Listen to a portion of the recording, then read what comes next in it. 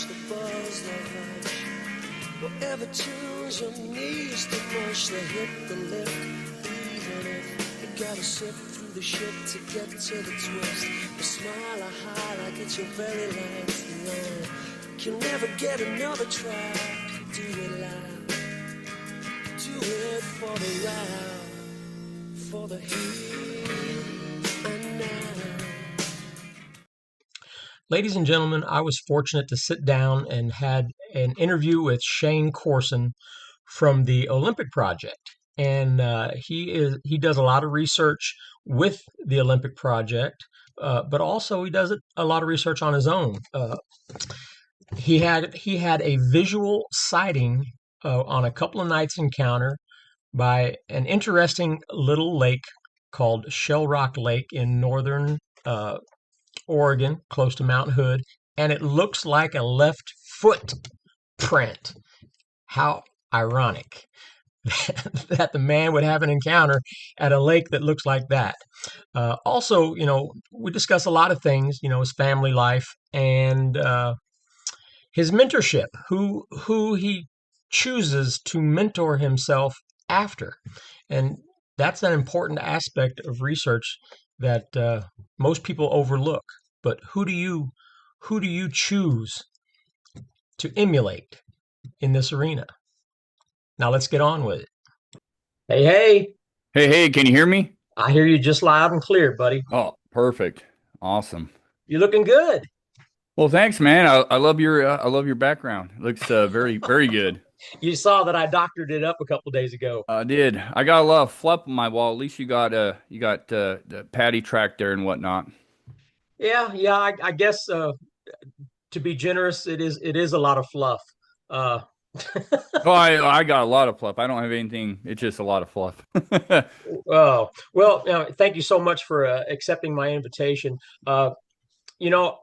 As much as I can, I keep my eye on what's going on up there in the Pacific Northwest.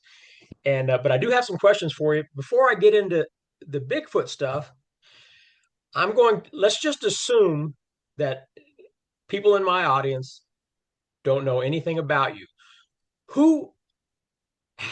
How did you, can you tell me what your life was like as a young boy, where you grew up, your influences, your family life? I want to know what happened before you entered this arena. Yeah. I was born in Scotland. I was born in Glasgow, Scotland, but I lived on a little island off the west coast of Scotland in the Hebrides called Islay.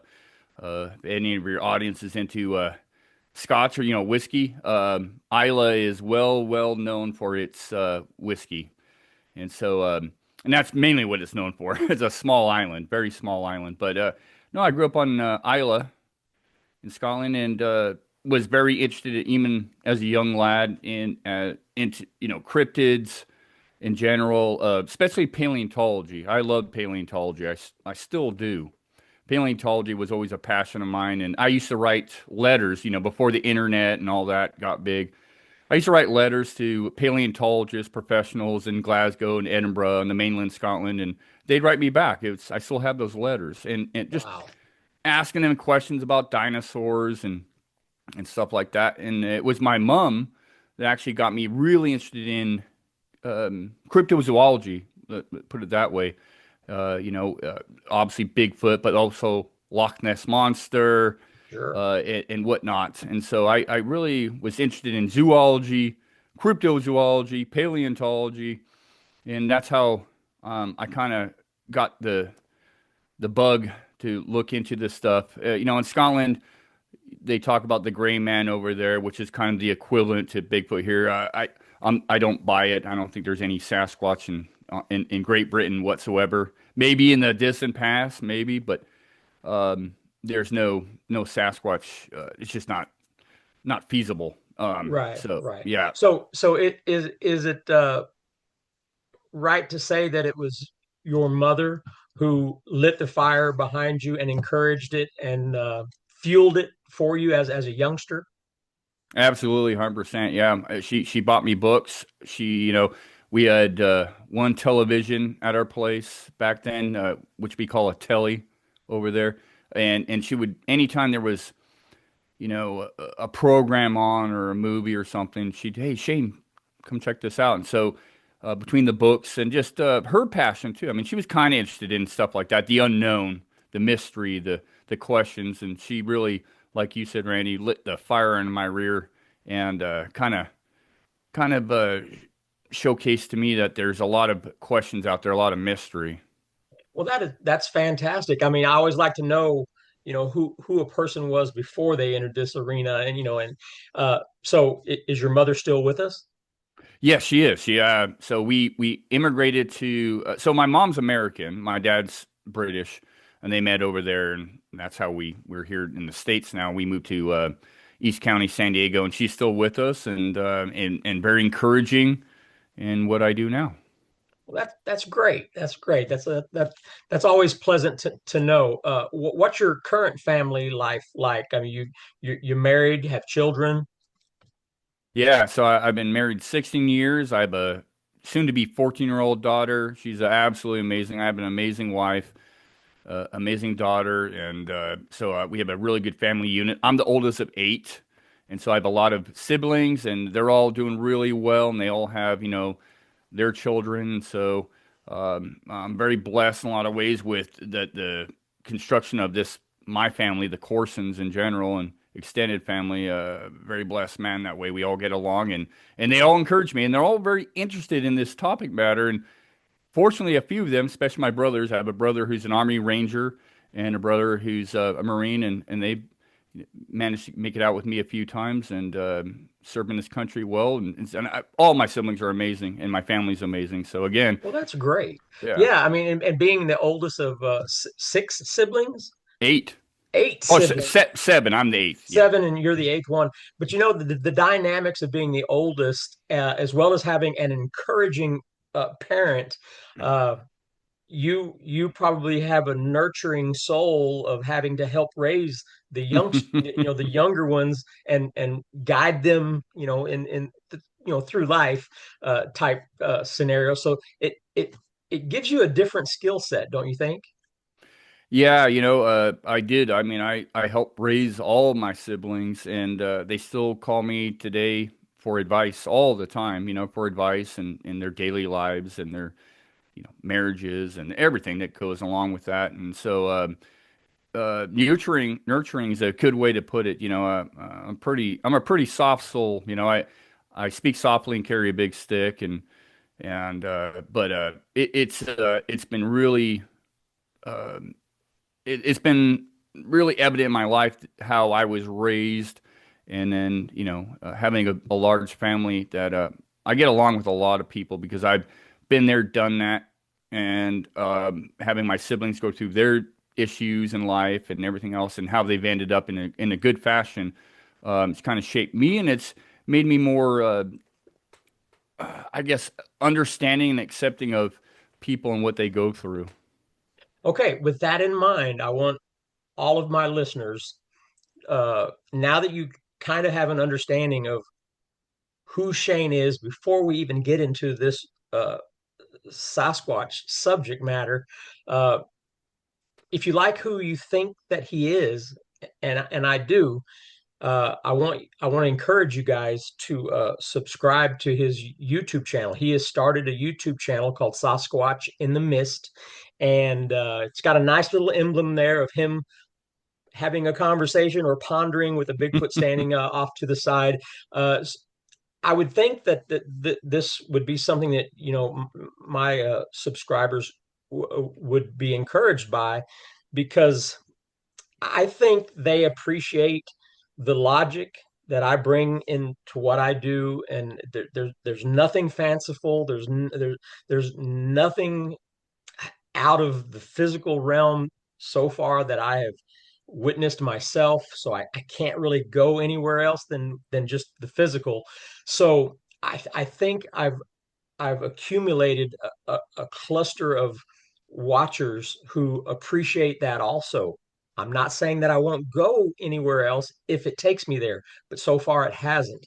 Mhm. So I would encourage, I just subscribed today and I was 976.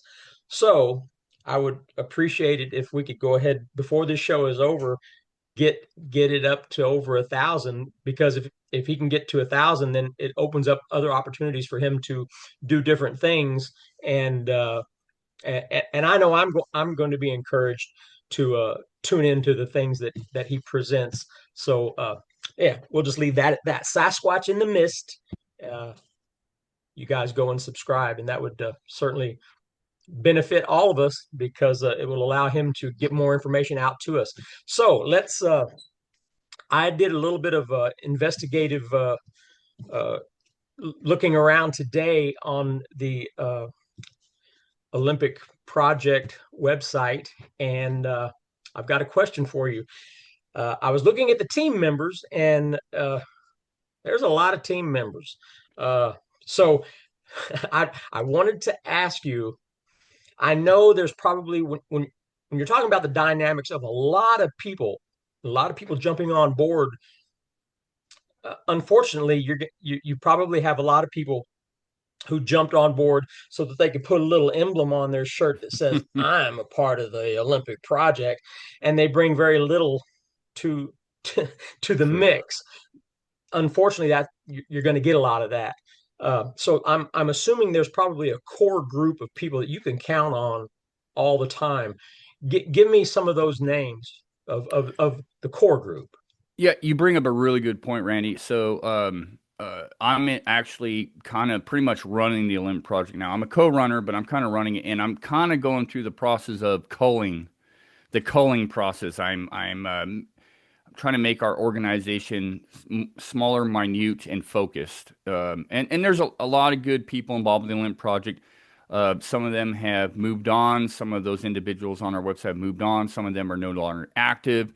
And there's a few that don't really participate. But the core group, absolutely. I got Rebecca and Slick, Chris Spencer, Todd Hale, David Ellis, Derek Randalls, um, Mark Marcel. If you know Ape Canyon, he's a core guy. And there's a few others, but I'm making it more minute now because we are kind of too broad. There's too many faces, and I'm all about the proofs in the pudding. Put up or shut up. And I Well, trust me, it's hard to do this research. I get it for a lot of reasons. We have families, we have jobs, we have lives. But participation is a huge thing for me, and just keeping up as much as one can. I'm not going to hold anybody's feet to the fire, but well, organizations, as we know, can get so big. I know. I mean, unfortunately, I think people like me because I'm honest, and sometimes honesty is sometimes brutal. Uh, Mm, uh, and some people don't take that very well. But you know what? I think you'll get further just being. Let's just be honest with ourselves. You can spread yourself too thin with too many people and get less done than mm. what you're trying to say right now. Condense it down to the ones that you can count on, and then you can get more results. Than the other way. Right, right, absolutely, and like I said, with the core group, when I mention these individuals, I mean they're really the ones getting out weekly, if not daily in a lot of cases. Like myself, I'm out 2 or 3 times a week, sometimes for long periods of time, such as yourself. And so there's a core group that gets out a lot. We're literally talking Sasquatch every day. We're communicating with each other. We're planning stuff. We're doing projects. We're looking at the data. We're doing audio, thermal stuff, all that. So that's the core group, and then it gets out a little bit further away, and then you got the outskirts, which are really just kind of looking in, but not really participating. Maybe attaching. There may be a few attaching it via the name, and the Olympic Project. I'm very proud of the Olympic Project, but I always try to tell people all the time that I love this organization. I'm very proud of it. I think we're doing great things, but there's other individuals such as yourself, and there's other individuals and groups doing amazing things, and I think they deserve credit. And it's always nice to talk to those individuals. So I never put Limit Project like way up here, like, oh, we're above. No, no, no. We're just another organization trying to do our best with what we have, when we can, and how we do it. And that's all you can do. I mean, for myself, it's just I'm still fascinated with it. Unlike a lot of people who are in this who has not really seen one, they've had plenty of uh, bee encounters, which are sounds and rocks being thrown and things Hmm. like that. I mean, coming up with a sighting is hard. Oh, It is so incredibly hard, and so I feel really fortunate that from the very beginning, when I had my encounter where I watched the two for a while behind my truck, that I unlike a lot of people, if I start there, there's so many things that I don't have to entertain. I don't have to yes, entertain the what ifs and the maybes and could that have been when you start out with the kind of sighting that I had. right. I mean, now I'm ready to go on to the next part, which is how can I figure out what is going on out there? Yeah, So, yeah, so yeah, so there's so many different dynamics when you, especially as your group of people gets bigger and bigger, that a lot of people are wanting to show up thinking that you're going to take them out so they can see one. You need to get that off. You need to get that out of your repertoire because it is such a random and rare and hard to do thing.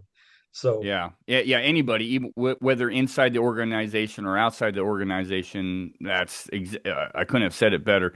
To have a sighting is super hard and super rare. To me, it's almost like winning the lottery. And like you, I managed to see one, and I wasn't even doing anything Bigfoot related.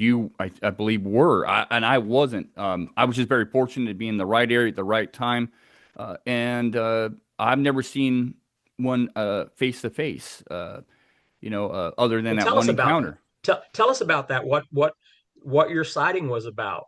Yeah, so I moved up to Oregon in 2008. I now live in Washington, but in 2008, I was with my wife, and we moved up to. She's from Oregon, so we moved to Oregon, and I had a couple of coworkers that loved fishing, and that's another passion of mine. I love hiking, I love fishing, remote backpacking, I love hunting, and so we went out to this area in Mount Hood, Oregon, Mount Hood Wilderness, and was planning on being out there for 4 days or so, and these two individuals, one of them was a pretty avid outdoor fisherman and hiker. The other one was a transplant from Boston, Massachusetts, and really had no outdoor experience. But we had a two-night experience. We had in this area in Mount Hood. There's about seven backpackable lakes spread out between half mile to 3-4 miles, and in some cases 7 miles. And so we set up our tent around this one particular lake in Mount Hood. And after hiking in there, it's 5 miles off this logging road, and then another mile and a half down to the lake. We set up our camp, and that day, this would have been a Friday, hoping to be out there till Monday. We went hiking looking for another lake. After we set up our camp, we got lost. We ended up hiking like 12 to 15 miles that day, completely lost. The only time I've ever been lost. Um, and So we eventually find our way back to our camp. We found the lake we were looking for. We make our way back to our camp. We cooked the fish we had caught and stayed up to about 11:30. And we're kind of in a pyramid formation, three tents next to this lake. You have the lake here, and you have a little hillside next to us. And around 1:30 or 2ish in the morning, I hear what sounds like, two rocks or something being smacked together, coming closer and closer and closer from a distance, and then it stops. My buddy Mitch, that's awake, he's whispering to me, "Hey, and it's dead silent in this area. I mean, dead quiet. Um, and we have elk up there and bear and mountain lion and every other critter, but just dead silent night, no wind. I think we were in. I have to go back and look, but the moon phase, I mean, it was a bright night. Both nights were bright. I don't think it was a full moon, but anyways, you hear something walking around after you hear this rock smacking sound, walking around our camp, smashing stuff. And eventually it slowly takes off and then starts up that rock sounding noise again and moves away. And so we all wake up next morning. We're talking about it. No idea what it was. I'm in my mind. And just to preface, I was into Sasquatch. I California, 97. I was really going up and down California, Yosemite, camping, hiking, talking to people. Never had anything happen. Never found a footprint. Never recorded or heard anything weird. Ran into tons of black bear, weird people, mountain lion, but never anything Sasquatch related. So when we had that happen that night, I don't even think I was thinking Sasquatch. I was like, well, it could have been elk. This is August. Yeah, it could have been elk. Could have been deer. Was it? Yeah, I had no idea. We were pretty remote though, so I didn't think it was a person, especially at 2 a.m. And we're all packing. We're all armed. So, anyways, that happened that night. We wake up. We end up hiking, not getting lost, find a couple of the other lakes we wanted to fish, and fish them. Caught some brook trout, caught some rainbows, some cutthroat. We come back to our camp, set up a fire, cook our meal, stay up till about 11:30 again that night, and made plans to go to another 2 lakes that were a couple miles away that we had not visited yet. Well, again, about 1:32 in the morning, I hear that sound again, that, rock clacking sound. And it, again, coming from, 70 yards away and getting closer and closer and closer and closer. But it's repetitious. I mean, it's almost nonstop. Very creepy, very quiet outside again. And our setup, like I said, we had a lake next to us. On the other side of this lake, we're in this little valley, and there's like a rock scree field. And that'll play a point here in a minute. But as the thing gets closer and closer, the rock noise, what I assume was a rock clacking or something of that nature, stops. And then again, we hear something marching around our camp, breaking sticks. This time it's louder and more intimidating. It sounds like just more intimidating. Like the sticks are being broken, louder, something stomping around. My buddy that's next to the lake, Mitch, is like, "Hey, you awake, Shane?" I said, "Yeah." I said, "It's back." And he's whispering. I'm hearing something to my left, and I'm whispering to him. We're a few feet apart. I'm hearing something to my right. Something, there could be 2 of whatever is this out there going on. And so that marching around stops. Dead silence. I'm laying in my tent. My buddy that's in the third party, the other guy next to me, he didn't hear this stuff the first night. He didn't hear any of this until after that marching around stopped.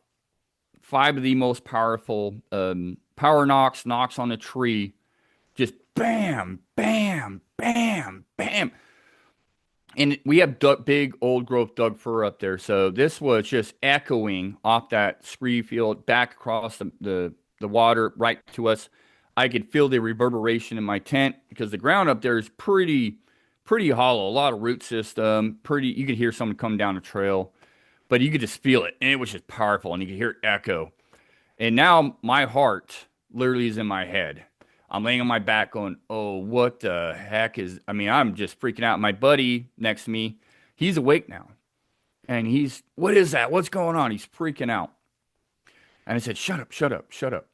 And after those knocks, I don't even know, 30 seconds, 40 seconds, I don't even remember.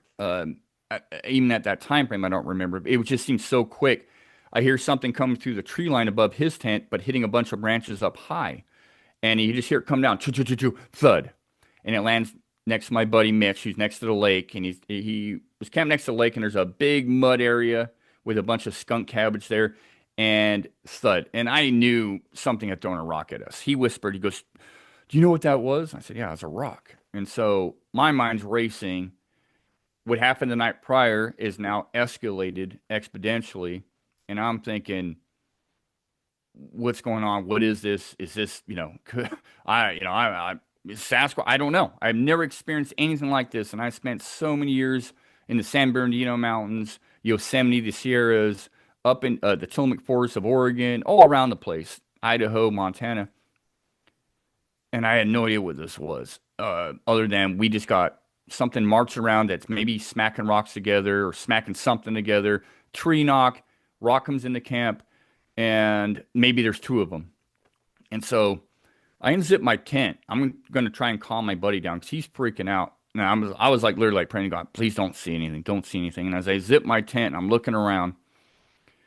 Now, bright night, my buddy, his name's Ian. He's the Boston guy. He every night would build a huge campfire, like a ginormous, obnoxious campfire, because he's afraid of black bear. He's never been around black bear. And so we had the fire still kind of glowing. I had the moonlight, and I'm zipping my tent, and I'm looking around, and I'm just like, oh, please don't see anything. And I don't know, 20 seconds go by. I'm looking around, and I see movement almost directly in front of me, and there's this huge Doug fir. I mean, huge old growth Doug fir in front of me. And what I see is I see fingers, a hand, an arm, a shoulder, and then there's something kind of swaying back and forth periodically from behind, like this head and shoulder, just popping back and forth behind this big Doug fir. The hand really didn't move. The arm didn't move a whole lot. It was just the head and shoulder I would see pop out from behind the tree. And above it was like this little branch, and it would occasionally hit its head as it swung by. And that's why I eventually got the height on the thing. It was about between 7 and 7.5 feet tall, but massive. When it popped out, and I couldn't really tell the hair color was dark. It could have been black, could have been brown. I couldn't really tell.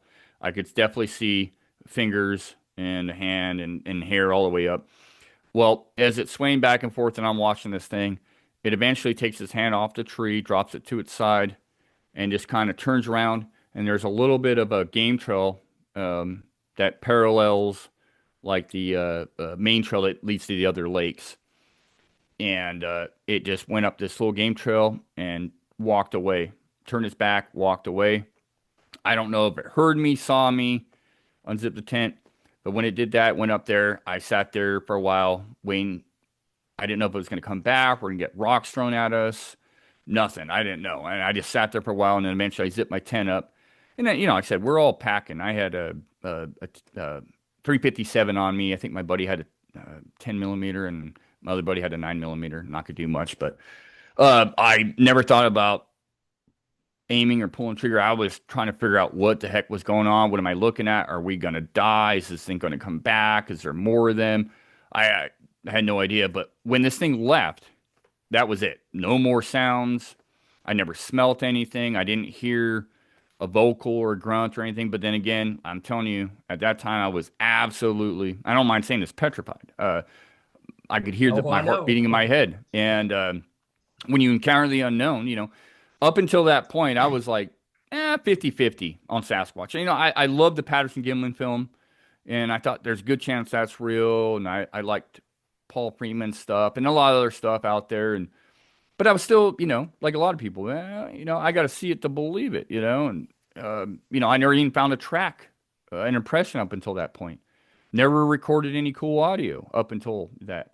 And so that solidified for me that Sasquatch existed. But what happened after that was this thing leaves. It's probably like, after 2 a.m. I never went back to sleep. None of us went back to sleep. We eventually just, as soon as daylight hit, we collectively collected up our camp, hit the trail, and got the heck out of there, and barely talked about it on the way home. We were all pretty pondering what the heck we just experienced, what happened. And so it wasn't until months later that I actually decided to go back out there, and really had nothing happen. I mean, literally nothing. Maybe a knock, a distant knock. I can't even swear by that. I heard a knock, but I don't know if it was a knock. It wasn't until like years later that we had other stuff happen in the adjacent lakes in this area.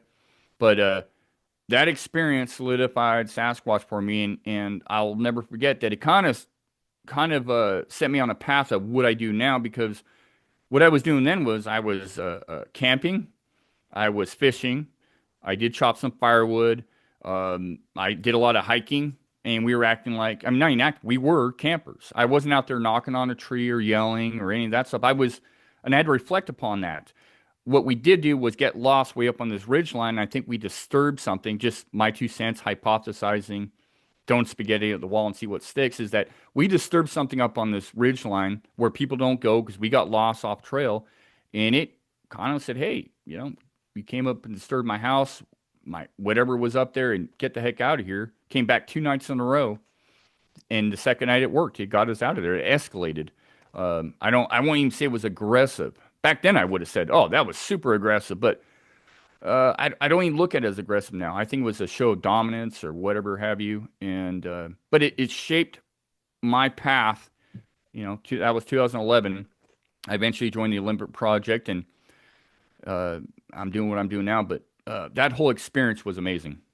Okay, before you move on, I've already got questions about this first encounter that I'd like to ponder with you. Yes. Most people like how I show where things happen, even though if 100 people thought, man, I'm going to go there and experience my own, none of them go because it's extremely difficult, but they still like to get on a map and look at it and just dream about, could you possibly tell us the lake's name? Yeah, I don't mind now. I used to be pretty protective of it, but I live in Washington now, and there's others that have kind of figured out the area, and I'll be honest, it's become more popular. When I went up there in 2011, I ran into a couple of day hikers that would pass through, no campers. You go up there now, right now you can't, it's full of snow, but come the tail end of June and July, it's getting more popular. The name of the lake is Shell Rock Lake. Shell Rock. So even myself, I will get when we're done, I will get on a map and I will look at it and Yeah. I'll just dream about the area around that lake and It, those are it's an fun things. Shell Rock Lake, and there, like I said, there's about 7 lakes up in that general vicinity. You have the Roaring River.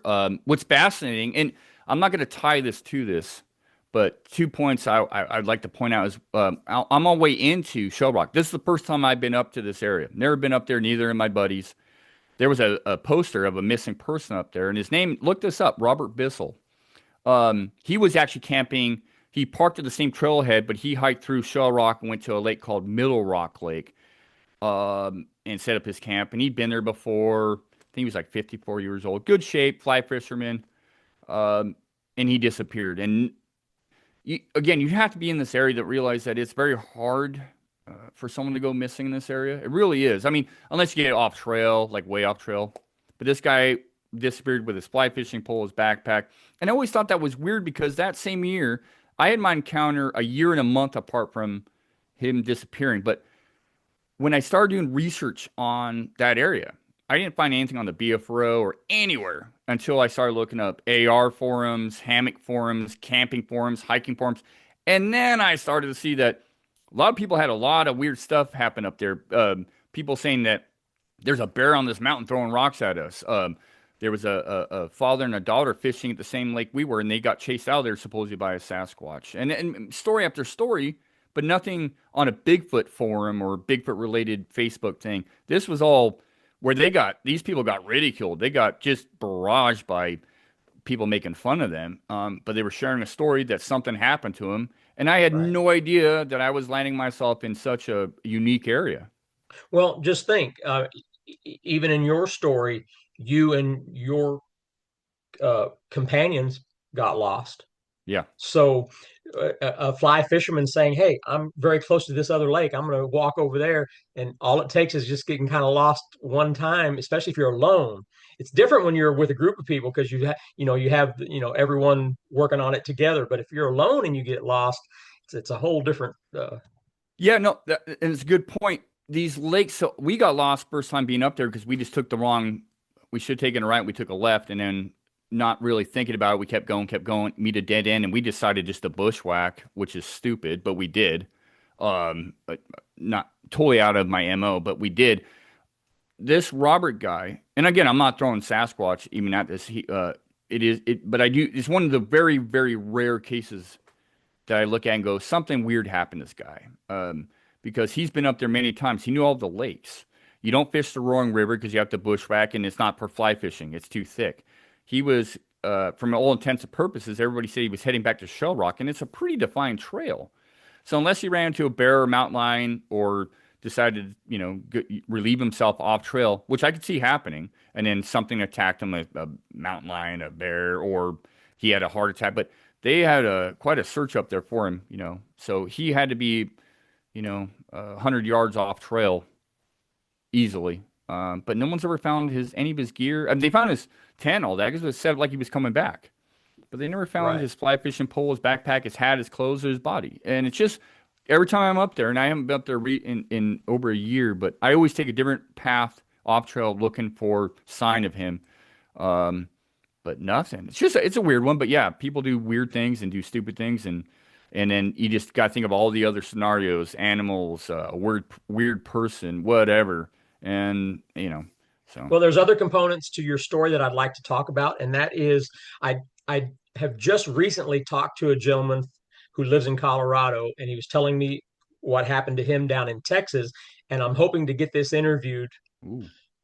Fascinating, aggressive encounter. And he was at 13 years old and he was on his uncle's farm and they were putting up fences. And he said it was a scorching August summer, hot summer, and the ground was dry. And he was having to walk down to a creek and get a bucket of water and pour it into a hole and let it set for a while before he could even get these posts. So he was on only like the fourth post, pounding them in the metal post. And this angry male Bigfoot came out of the woods like it was going to try to kill him. And so it's a great story, but he was pounding posts into the ground. So Yeah, you said you were cutting firewood. yeah, There's a lot of components where somebody can be working on a cabin, say like putting a roof on a cabin all day, hammering with a nail and have a Bigfoot encounter that night or something like that. So that may be a component that we have to consider. hmm, Chopping wood, making those type of noises, it's no different than knocking on a tree. right. And maybe it's a source of irritation. Who knows? Yeah, no, I mean that's why I mentioned the chopping of wood because I wasn't knocking on trees or anything like that, but as I was cutting the wood and looking back on it, chopping, I had a little axe and we split wood and we built a nice big fire. It would echo. I mean, it would go across the water, up the canyon, up the mountainside, and so, um, and every once in a while, one of us would laugh real loud and you hear it echo, and it's one of those things where You never know. you never know. I like to remember all of those as being a component in case Yeah, it ever pops up later. And another thing, and I love this aspect of it.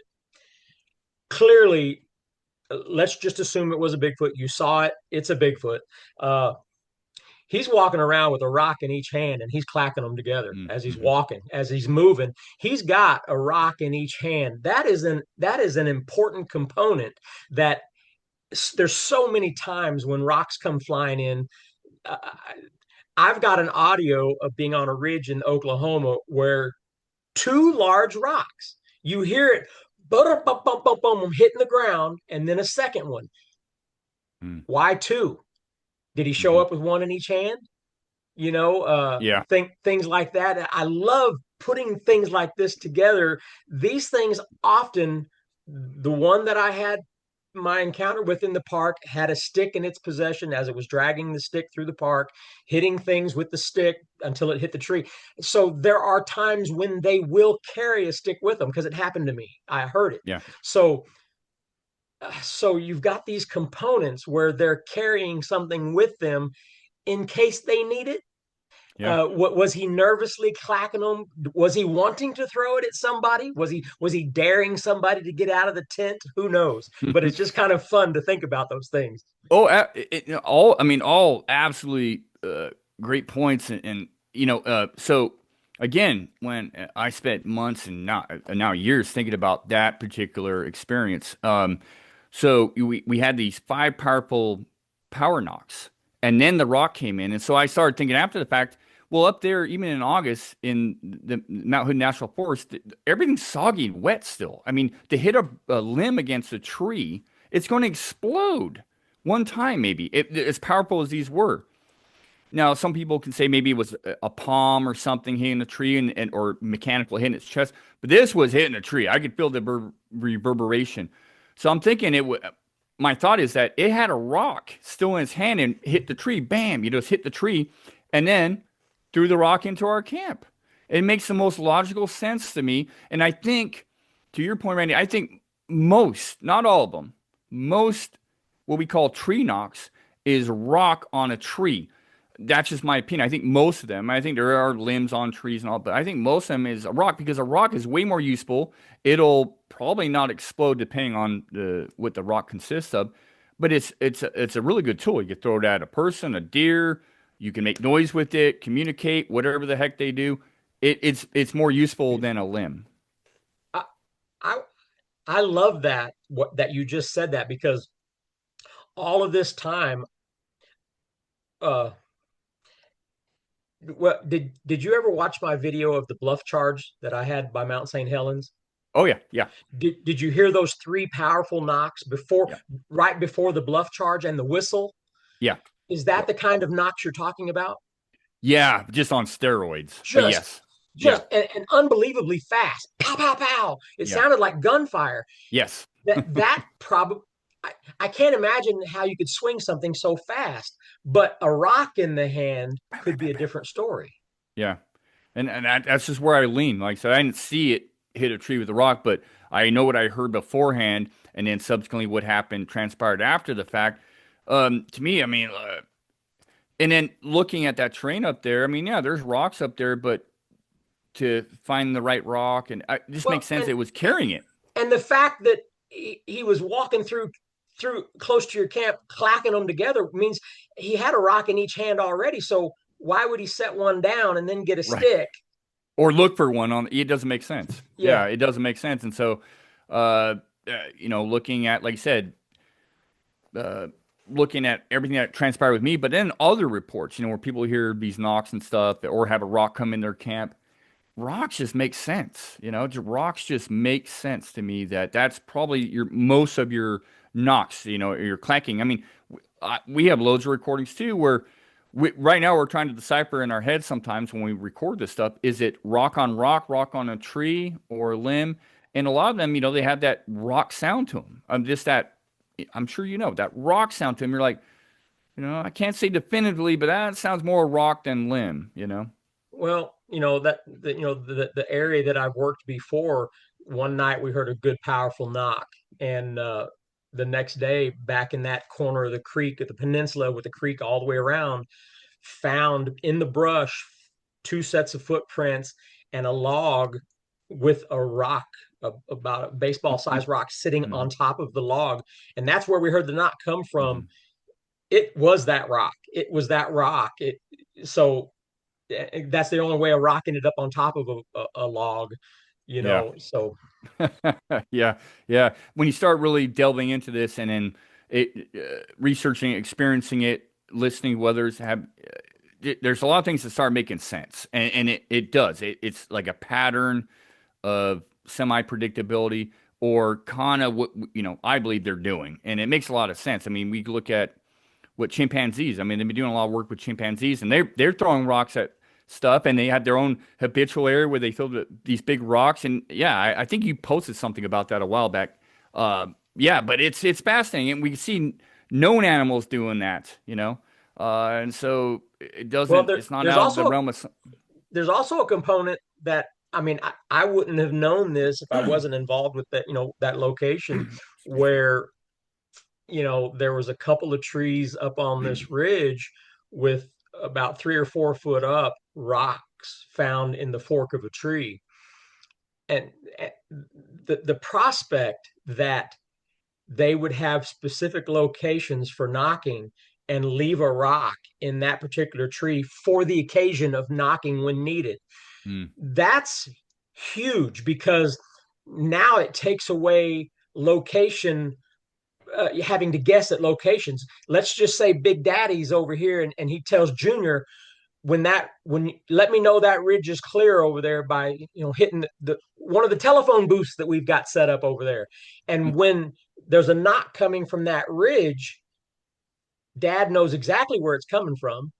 Uh, but us, if we didn't know that those rocks were sitting in the forks of those trees, and we were down at a campsite, it to us it's just all random willy nilly, a knock over here, a knock over there. But to them, they they may have these stations set up in certain locations for a real quick response knock and stuff. It's crazy. yeah, yeah. No, I mean it's again food for thought there because they very well absolutely could. We found rocks that in one of the areas we've been working on. We call it the nest area, and I'm sure people have heard all about it and all that. But what's fascinating is there were two rocks, the only rocks in this area that were not buried in the ground. They were sitting there, and when we looked at them, they had obvious score marks on them, and they were softball size rocks, which was the same sort of rock that was thrown at our camp. It seems to be like almost not all the time. I've heard bowlers being thrown and all that, but these were like softball sized rocks. One a little bit bigger, one a little bit smaller, but they had obvious score marks on them. And so you can hypothesize, is that communication? Because we did experiments where we could hear when we clacked rocks together, we could hear them on the other side of this creek up this other ridge line. What is the purpose? But I'm of the opinion that it's multi-purpose. Yeah, I mean, there must be subtleties in the knocks that they do. That may be why they get so irritated when we do our knocks, which completely has no purpose. Our knocks, it probably just irritates them because they're probably so in tune to the different rock plaques, what they mean, the numbers, how hard they are. It's almost like a nonverbal language. Mm. And then here we are out there, dung, dung, dung, and it probably just irritates the hell out of them. Well, you know what the average enthusiast researcher does? It's always three, right? I mean, I watch these videos and I watch it. It's like bam, bam, bam, and I always wonder why three. I've never actually, I think it's a human thing. We do three. Just gotta do three. Well, people always put the human aspect into it, kind of like that. That's why every time you talk about rock throwing, people are like, "Oh, they want you out of there. They're angry. That's because you're putting the human aspect. Why you would throw a rock. Mm. You superimpose the reasons why you throw a rock at somebody because you're angry. Doesn't mean the same thing to them. Uh, I mean, there's so many Yeah, different yeah. components. Yeah, yeah, yeah. When you take if you sit back and go, okay, I don't know. Let me take what I would do out of it. And why would it be doing it? And it's anyone's guess, but I think a lot of us are on the right track as to maybe the who, the what, and the why. The more time you spend in the woods, these occurrences can be rare. I mean, definitely sightings. Yeah. But I think most times you're probably going to hear them then before you ever see them. It's Oh, just, sure. yeah. I mean, I guess it stands to reason, not That's rocket why science. that's why I love the parabolic setup that I have because I like to run it way outside of camp and run a wire all the way. I like hearing things as it's happening, Mm, and there's an excitement to listening to something on the outskirts of your camp or higher up, and they don't think you can hear them because they think they're right. moving stealthily, but when you're hearing it happen live, there's an excitement to it. Oh yeah, yeah. Oh yeah, yeah. That's awesome. Yeah, it's when you hear something live and not after the fact. Like, we have recorders out in the woods right now, and you hear it, and you're excited about it. And you're like, that was amazing. I wish I could have experienced it. It's when you witness something out there or hear something, and and you can rule out just about everything else. That is, oh man, that's what I live for. And there was a couple of instances where I knew that we were being pelted by rocks by juveniles because of the 400 location that we were at had such a proclivity to the juveniles were the ones that were interactive with us, and after rocks were being thrown all night long and found the tracks that shows that it was the two siblings in this family unit. So herein lies another issue. The difference between a juvenile throwing rocks and a difference between, say, like an adult male throwing rocks for different reasons. Uh, the length of time that the rocks were being thrown one night, and I'm talking about the next day that we marked rocks and put them up there, and then the marked rocks were also thrown back at us. So uh, the fact is, there's got to be a reason why two young juveniles would spend hours above us throwing rocks. What and all I could come up with is, first of all, we know they're curious about us. The reasons why they're curious about us is probably because we look like them, except we're not covered in hair. That's a given. Mhm. Uh, and their curiosity, why would they begin in earnest at around 2 a.m. when we get in the tent and get quiet? They probably want you to get back out.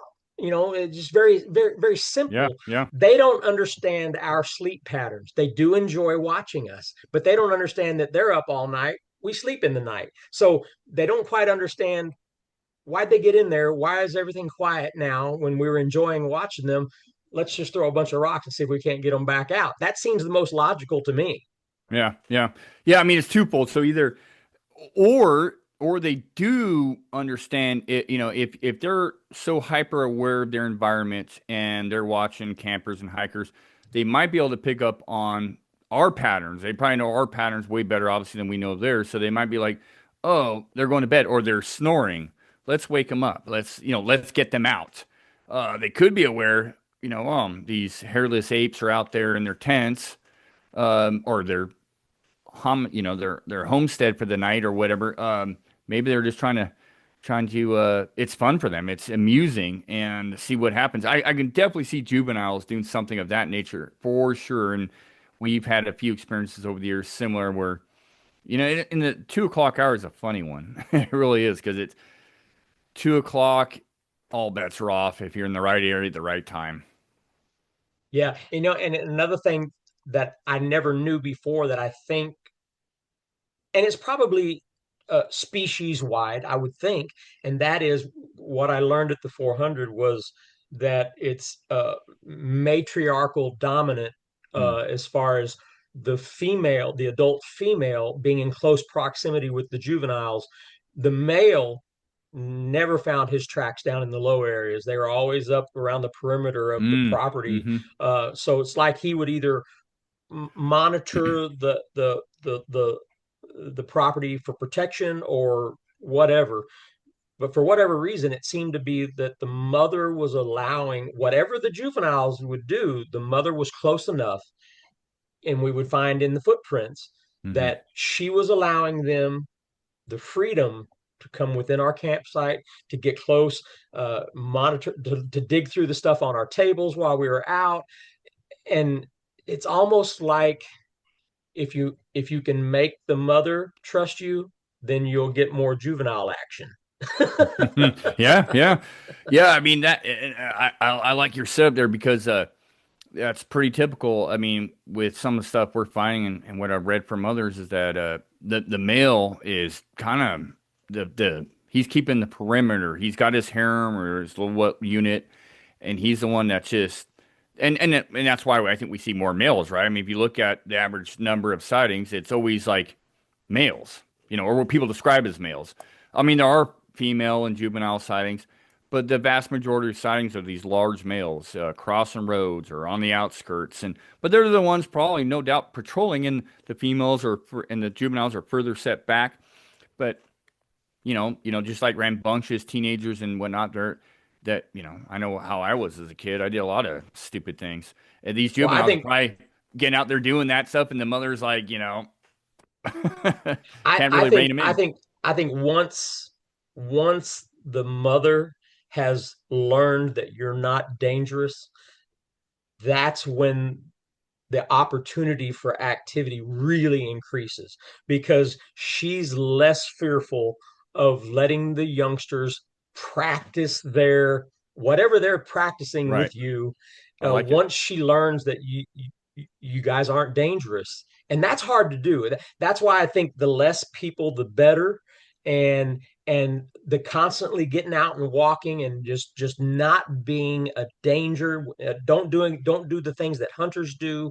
Don't pop off your guns. Don't do these silly Right. things. Yeah. Be very uh, easy for them to see what you're doing and not try to hide anything. It really opens up the opportunity for juvenile interaction, and that's to me that's so far that's the best interaction is juvenile interaction. Yeah. No, I mean, absolutely. So, I mean, if you can make yourself, and this goes not just for Sasquatch, but people, animals in general, if you could make yourself predictable, a lot of times, wearing the same clothes, taking the same route, when I walk into the woods, and I'm an avid hunter, I don't walk in there, like toting the gun. I'm gonna go kill something. No, I mean I never. I respect what I'm trying to fill my freezer with, but I literally calm down, walk in the woods, clear my mind, and I see more animals that way. I just do. I see more deer, and you're not coming in there because these animals, and probably Sasquatch, they can read you better than you could read yourself. They can feel what you're bringing to the woods and all that, and there's nothing paranormal about that. I think it's just if you come in really hot and heavy, think about, you walk into a bar or something, and you're walking in hot and heavy, everybody's going like, oh, this guy, he's looking for a fight or whatever. No, you come in there and you're just having a good time. So I do the same thing with Sasquatch, or at least my research is I walk into the woods and I try to usually wear the same sort of clothes and make myself predictable. I do the same things. And one of the key things I think and is that I don't think we talk about enough nowadays is, the days of and I'm all for this. There's certain people that can do this. I will do it on a rare occasion, but I don't ambulance chase anymore. I have my core areas, right? I have these areas where I want to know all the wildlife in this area, and there has been Sasquatch here before. They'll probably be back, or they've never left. But go back, go back, go back, go back, go back, collect the data, be there, witness that. When you're bouncing around, I think the chances of having anything of substance happen, even over a lengthy period of time, like you were talking about, getting a female Sasquatch to be comfortable with you, that's not going to happen one time. That's going to be something it's progressive. Oh, this guy, he's always out here and he's doing this and that. He's not waving a gun around. He's not firing up in there. He's not, being reckless. I've seen him a gazillion times. Go have fun, kids. And for human, well, I mean, I can only speak for man, obviously, because I'm a man. But when I enter a room with multiple people, I read the room. I read whether it be a bar, whether it be even a restaurant. Mm, I notice who is rambunctious, who mm, seems to be a little bit angry. Who do I need to keep my eye on? mm. So I need to set my back to this corner so I can so I can read the room. I'm always trying to read other males because I need to know who's going to be a problem and before it becomes a problem. And you can tell that in the mannerisms of people and their behaviors with other people and their interactions with other people. So that's a guy I need to keep my eye on. He seems a Yeah. little volatile. Uh, that is a thing. That is a thing that we should do as men. Uh, and so I would understand that a Sasquatch probably immediately learns how to read the people in his area and who's going to be a problem and who does he need to keep his eye on and things like that. Yeah, yeah, exactly. I mean, their life depends on it. I mean, literally. I mean, so if they're not aware of their environment, and not even like, you or I reading a room, and I'm sure you're good at it. I know I'm pretty good at it. They're probably hyper aware of that stuff. I mean, they have to be, because they're the ones that live out there. We. I wish I could live out there. I can't, but they live out there, and so everything they do depends on their awareness and their readability of their environment, the people that come into there, and the other animals, everything. They have to. So it just makes perfect sense. Absolutely. Yeah. And another thing, when it comes to reading people, in this arena, you are going to come up against so many people who are throwing their name out there, can't wait to run up on stage and get their picture in front of the camera, and can't wait to, there's so many people out there that are tooting their own horn and all this Mm. kind of stuff.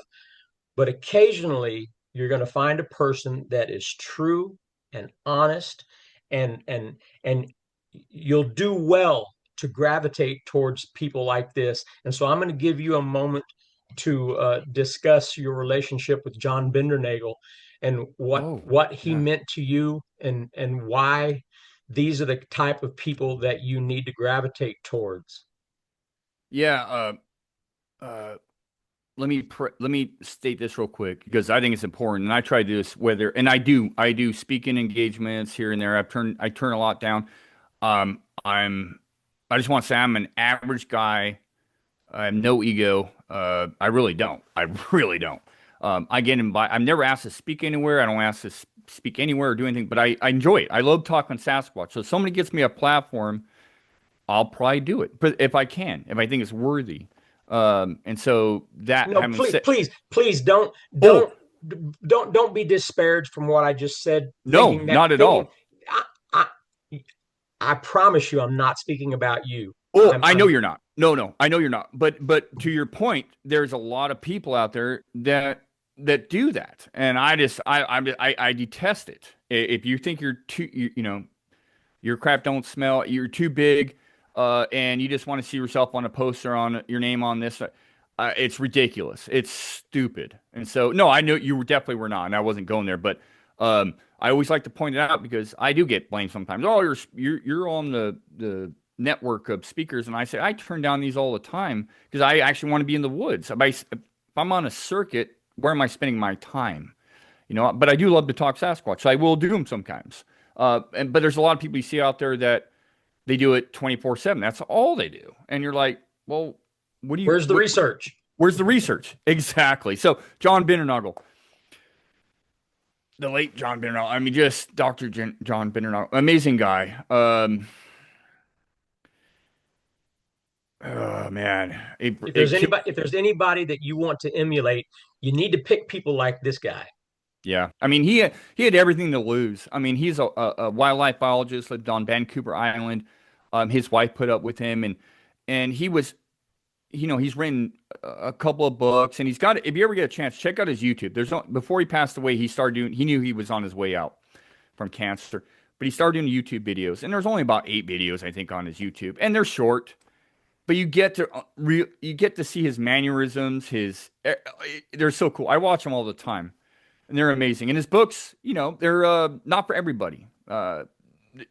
He does use a lot of scientific lingo and stuff, but I mean, he makes it relative to for most, you know. But he was really John Bindernagel. He always used to say, "I want to make this subject matter less taboo," and I use that phrase all the time, even with other groups that I work with. The Zoo Book group I work with, Amy Boo. That's kind of our motto. Let's make this subject matter less taboo, and that was always John. John Bindernagel used to get so mad with his peers because they would just immediately shut him down, and he said, "No, look, I have found tracks, my own personal tracks. I'm not going off whatever. I'm a wildlife biologist." But he was so humble. He would talk to everybody. And I remember 2013, and I didn't know John. Don't get me wrong. I didn't know John for like a lifetime. I knew him for probably 6, 7 years. And but I got to know him really well. I would email him, call him. We speak at the same things, or he'd be speaking. I would just show up to listen to him because he's way smarter than me. And I mean, the first time I think was the Yakima Roundup. We were there and we sat down. I sat down with him and my wife and I bought him a beer. And it was the running joke for years. He always owed me a beer. He never bought me one because we were always doing something else. But he said, "Shane, I owe you a beer. I owe you a beer." And that was just something I never forget because he never forgot that I bought him that one stupid little beer. But no, you're absolutely right, Randy. That's the people you want to be with, around, emulate, and lift up, because I stand on the shoulders of your John Bindernagels. That's a fact. They made this. John and many others have made this platform that I now stand on, and my main goal in life now is I have all this wealth of knowledge, experience, what they've done with their careers. How do I better that? How can I honor that and move the subject forward with my little pea brain? How can I do better? And that's my main goal, is to honor those individuals such as Dr. John Bindernagel, and move the subject forward, and so that it'll be rhetorical. Eventually it'll come back to them because they were some of the most fundamental, most humble people out there. And John was definitely one of them. Amazing, amazing dude. Well, there's another gentleman that I really like, and that's Steenburg, Oh, and Thomas. from Canada. And the reason I like him is because you can tell he doesn't suffer fools.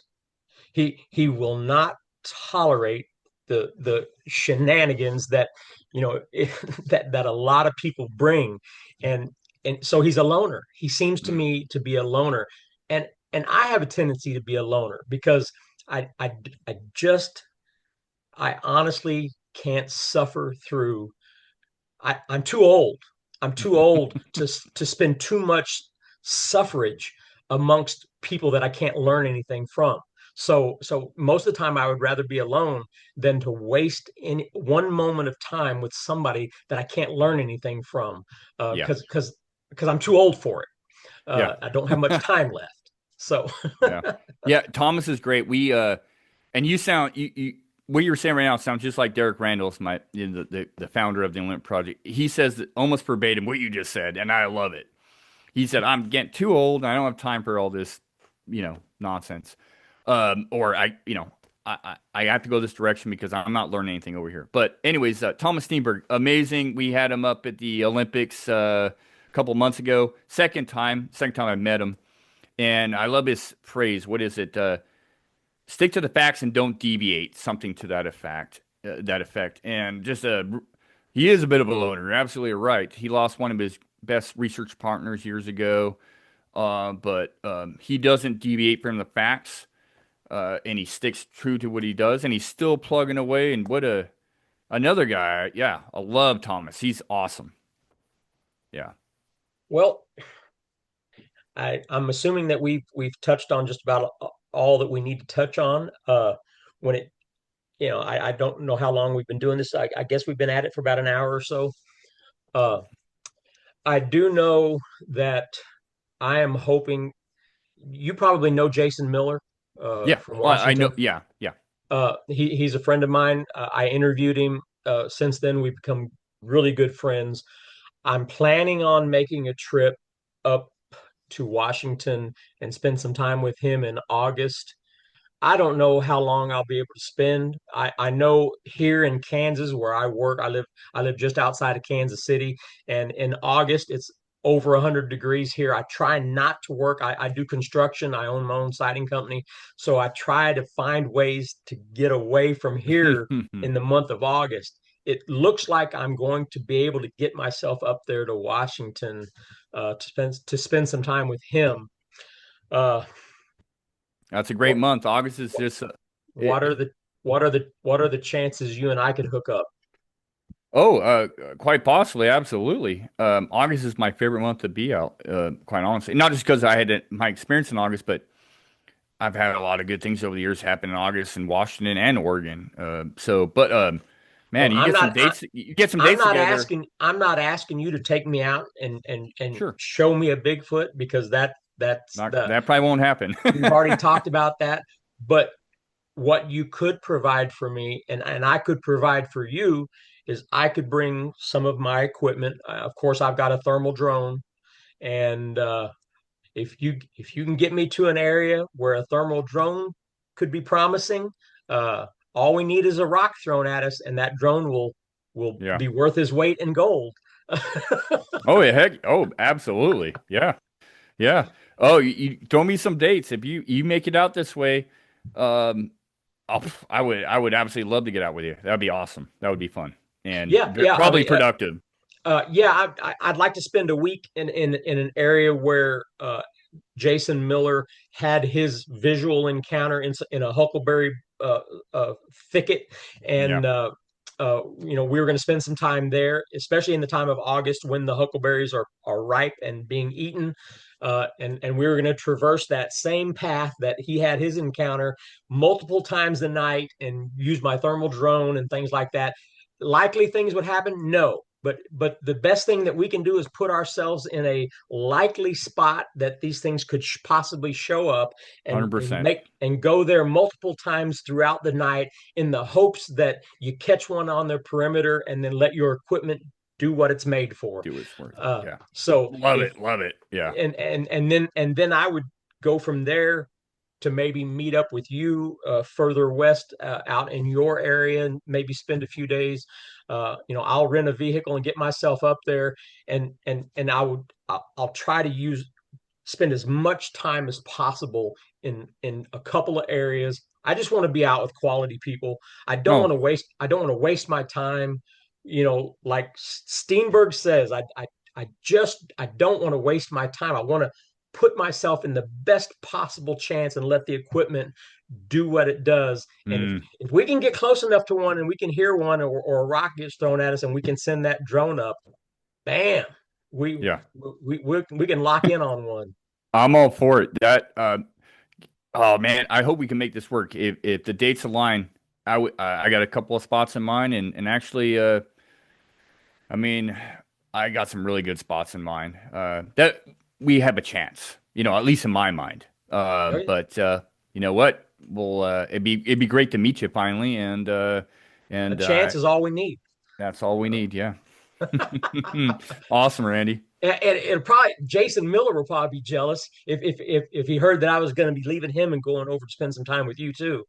You never So know. You might have such a good time with Jason, stuff going on. You're like, Shane, I'm sorry, man. I got it. I right, can't leave this spot. It's right. off the hook. Well, you know what? It's all so random, and even e- even a good time where something is going down doesn't last forever. It's usually fleeting. It'll Hmm. happen for a night or two, and then even the Bigfoots move on. Yeah. They grow restless also of us. Yeah. So all we can do. Exactly. Well said. Good stuff. Well, Shane, thank you so much for spending this time with me. I think we got to know who you were as a person, and that's important. That's important. I want people to gravitate towards your YouTube channel and subscribe. So, Sasquatch in the Mist, everybody, and you can tell by the interview here that's the quality of stuff, that the content that you're going to get from his YouTube. So, please. Thank you so much, Shane. And Oh, Randy, pleasure is mine. Thank you for the invite, and I love the conversation. And again, thank you. And I hope maybe in August we can hit the woods, get out there and do some stuff. yes, yes, we are going to be in contact. As time draws near, I'll throw some stuff out at you and say, here's what's going down. This is Perfect. my availability. And yes, I really would like to make something happen. And and you and I share a campfire would be the ultimate, my Uh, ultimate trip out there.